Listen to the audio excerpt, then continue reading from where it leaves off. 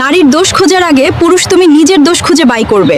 একটা নারীর সম্মান এক পুরুষের কাছে যদি পাই, সে কোনো দিনই আপনাকে ছেড়ে যাবে না। কথা মাথায় রাখবেন, আপনার বোনের বিয়ে দেওয়ার জন্য যেমন ছেলে যাচাই করেন সব দিক দিয়ে ভালো হতে হবে, তেমন আপনি যাকে নিয়ে আসবেন সেও কারো বোন, কারো মেয়ে। আপনি যেমন আপনার বোনের জন্য ছেলে পছন্দ করেন, আপনি সেরকম হয়ে যাবেন। তাই নারীকে কষ্ট দেওয়ার আগে ভাববেন আপনার বোন আছে, পরের ঘরে গেছে। আপনি যেমন ব্যবহার করবেন তেমনি একদিন না একদিন ফিরে পাবেন।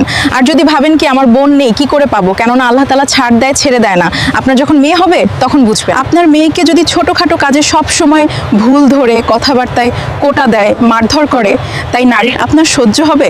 তাই নারীর সব কাজে কথাবার্তায় সব কিছুতেই ভুল না ধরে তাকে মাফ করতে শিখেন।